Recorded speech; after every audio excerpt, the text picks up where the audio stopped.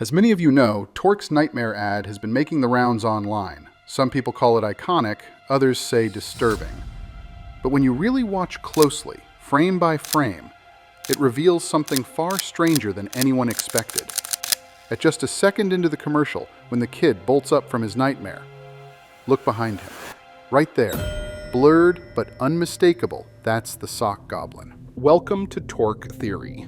For the uninitiated, the sock goblin is the embodiment of alert fatigue, born from the imagination of Torq intern Trevor.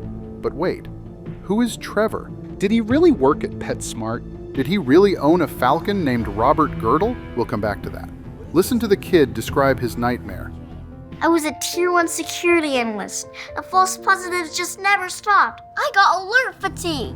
And if the sock goblin represents alert fatigue, then of course he's the one behind the nightmares, which suggests something chilling.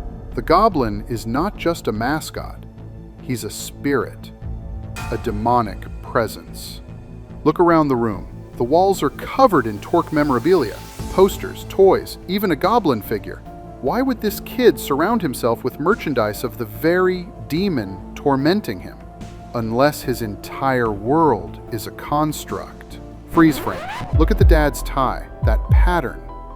Now, if we go back to the deep lore on LinkedIn, we see Trevor wearing the exact same tie, which means the dad is Trevor.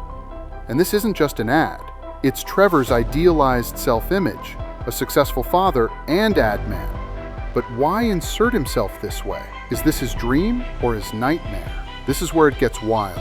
There are not one, but two Torq universes. The Trevor layer, where the sock goblin is a marketing stunt, and the goblin layer, where the goblin is a true evil entity haunting socks everywhere.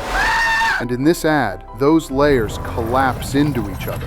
The goblin crosses the barrier into Trevor's world, terrorizing his son as revenge for being created. But here's the real kicker. What timeline are we in?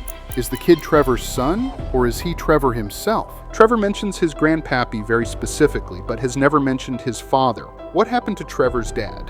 Was he raised by a grandfather? A stepfather? What is it, stepson?